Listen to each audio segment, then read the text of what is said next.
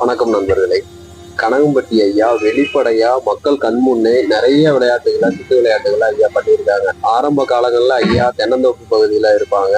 அப்ப அவங்களை தேடி வர பக்தர்களோட குறைகளையும் அவங்களோட நோய்களையும் கண் முன்னே வெளிப்படையா நிறைய சித்து விளையாட்டுகள் மூலியமா ஐயா தீர்த்து வச்சிருக்கிறாங்க. இது தெரிஞ்சு நிறைய மக்கள் கூட்டம் அதிகமா வர ஆரம்பிச்சிருச்சு. பதவியில இருக்கிறவங்க, கொஞ்சம் செல்வாக்கா இருக்கிறவங்க தன்னோட சுயநலத்துக்காக ஐயாவை பயன்படுத்துறதுக்காக வர ஆரம்பிச்சிட்டாங்க. அதனால ஐயா ஒரு இடத்துல இல்லாம அடிக்கடி தன்னோட இடத்த மாத்திக்கிட்டே இருந்தாரு. நல்லவர்களுக்கும் ஒழுக்கமானவங்களுக்கும் ஏழைகளுக்கும் ஐயா எப்பவும் உதவி பண்ணிக்கிட்டே தான் இருப்பாங்க. சுயநலத்துக்காக வர்றவங்கள ஐயா விரட்டி விட்டுருவாரு. நோயினால வர்றவங்களையும் தன்னோட குறைகளை போக்கிக்க வர்றவங்களையும் நியாயம் கேட்டு வர்றவங்களையும் ஐயா என்னைக்கு அரவணைச்சு பாதுகாத்திருக்காங்க. ஒரு பெண்மணி ஐயாவை தேடி வராங்க. அவங்களுக்கும் ஐயாவுக்கும் நடந்த ஒரு சுவாரஸ்யமான நிகழ்வு தான் இந்த பதிவுல நம்ம பார்க்க போறோம். ஒரு நாள் ஐயா தென்னந்தோப்புல இருக்காங்க. சுத்தியும் ஒரு 20-30 மக்கள் இருக்காங்க. எல்லாம் அமைதியா உட்கார்ந்துருக்குறாங்க. அப்போ அவங்க கண் கலங்கினபடி ஒரு பெண்மணி வராங்க. அவங்க ஐயா பக்கத்துல நிற்கிறாங்க. ஐயா அவங்கள பார்த்து வா மாறியுமா அப்படின்னு சொல்லி கூப்பிடுறாரு. அந்த பெண்மணி கண் கலங்க அழுதுகிட்டே ஐயாவை மனசுல வேண்டிக்கிறாங்க. அவங்களோட குறைகளை மனசுல நினைச்சு வேண்டிக்கிறாங்க. அமைதி நிலவுது. அங்க இருக்கிற எல்லாரும் ஆச்சரியமா பார்த்துக்கிட்டு இருக்கிறாங்க. அந்த பெண்மணிக்கும் ஐயாவுக்கும் நடக்கல அந்த நிகழ்வை பார்த்துக்கிட்டு இருக்கிறாங்க. ஐயா கொஞ்ச நேரம் கழிச்சு பக்கத்துல மேடு பள்ளமா இருக்கு. ஐயா உட்கார்ந்துருக்கிற இடத்துல அதுல பள்ளத்துல போய் உட்காரு மாறிமா அப்படின்னு சொல்றாரு. அந்த பெண்ணும் போய் அந்த பள்ளத்துல உட்காடுறாங்க. சிறிது நேரம் ஆகுது. கொஞ்ச நேரம் கழிச்சு திரும்ப அந்த பெண்ணை பாக்குறாரு. பார்த்துட்டு மாறிமா புயலை வாங்கிட்டு வந்தியா அப்படின்னு கேக்குறாரு. அதுக்கு அந்த அம்மா இல்லையா வாங்கலை அப்படியா, திருப்பி வாங்கிக்கோ அப்படிங்கிறாங்க. அந்த பெண்மணி அங்கிருந்து திரும்ப நடந்து ரோட்டு வந்தாதான் கடைகள் இருக்கும். அவங்க வர்றதுக்காக கிளம்புறாங்க. அங்கிருந்து இன்னொரு பக்தர் ஐயா நான் வண்டியில கூட்டிட்டு போயிட்டு வரட்டுமா அப்படின்னு கேட்குறாங்க. அதுக்கு ஐயாவுக்கு கோபம் வந்துருது.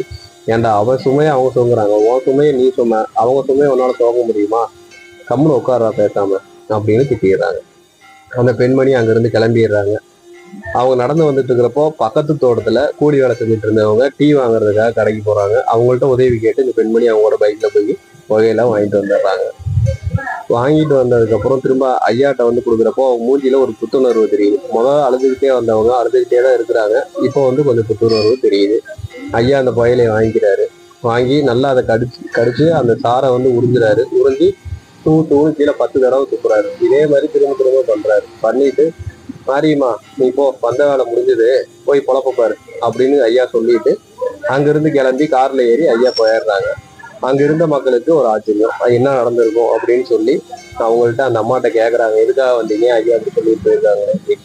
அப்பதான் அந்த அம்மா சொல்றாங்க, என்னோட மகளுக்கு கர்ப்பப்பையில புற்றுநோய் கட்டி இருக்கு, அதை சரி பண்ண முடியாதுன்னு டாக்டர் சொல்லிட்டாங்க, அதனாலதான் ஐயாவை தேடி வந்தேன், என் மக உயிரை காப்பாற்றணும் அப்படின்னு சொல்லி வந்திருக்கேன் அப்படிங்கிறாங்க. இந்த நிகழ்வுக்கு நடுவுல ஒரு சம்பவம் நடக்குது. ஐயா அந்த புகையிலைய கடிச்சு உறிஞ்சி தூன்னு துப்பிட்டு எழுந்து போய் அவர் கட்டியிருந்த கோமணத்தை அவிழ்த்து போட்டுட்டு வேற ஒரு புது துணி கோமணத்தை எடுத்து கட்டிக்கிட்டு அங்கிருந்து கிளம்பிடுறாங்க.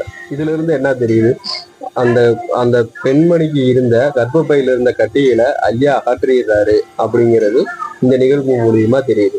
ஒரு வாரம் கழிச்சு தன்னோட மகளை ஹாஸ்பிட்டல் கூட்டிட்டு போய் செக் பண்றப்போ அந்த கட்டிகள் எல்லாமே கேன்சர் கட்டிகள் எல்லாமே நீர்க்கட்டிகளா மாறிடுச்சு. அந்த நீர்க்கட்டிகளும் இப்போ கரைஞ்சு வெளியில வந்துருச்சு அப்படின்னு மருத்துவர்கள் ஆச்சரியப்படும் வகையில சொல்லியிருக்கிறாங்க.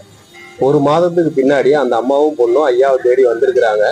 அப்போ ஐயாட்ட ஆசீர்வாதம் அவங்க வந்திருக்கிறாங்க. ஐயா இருந்துட்டு எல்லாம் வந்துருச்சுல மாதிரிமா நீ போய் பொழப்பு பாரு அப்படின்னு சொல்றாங்க. அங்க இருந்தவங்களும் அது என்ன இருக்கும், அந்த அம்மாவுக்கு நல்லா இருக்குமா இல்லையா அப்படின்னு சந்தேகத்துல எப்போ அந்த அம்மா வருவாங்க, எப்படி தெரிஞ்சுக்கிறதுன்னு எல்லாம் ஆவலா காத்துக்கிட்டு இருந்தப்போ இந்த சம்பவம் திரும்ப நடந்திருக்குது. ஐயா கண் முன்னாடி மக்களுக்கு வெளிப்படையா நிறைய அற்புதங்களை ஆரம்ப காலத்துல பண்ணியிருக்காங்க. இது மாதிரி இன்னும் நிறைய விஷயங்கள் ஐயா பண்ணியிருக்காங்க. அந்த விஷயங்கள் தெரிஞ்சுக்கிறதுக்கு ஐயாவோட மகிமைகளையும் அற்புதங்களையும் அடுத்தடுத்த பதிவுல நீங்க தெரிஞ்சுக்கலாம். இதுக்கு முன்னாடி தாம்பரத்துல இருந்து சென்னை பகுதியிலிருந்து வந்த ஒரு அம்மாவோட கேன்சரை குணப்படுத்தினது நம்ம ஒரு பதிவுல பார்த்துருக்கோம். அடுத்து இன்னும் 2 சம்பவங்கள் இது மாதிரி கேன்சர் நோயால பாதிக்கப்பட்டு மருத்துவம் கைவிட்ட நிலையில ஐயா காப்பாத்தினவங்களை நம்ம பார்க்கலாம்.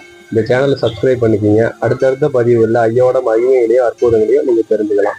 சத்குருவே சரணம், சத்குருவே சரணம். கனகன்பட்டி பழனிசாமி சாமிகள் திருவடிகள் சரணம்.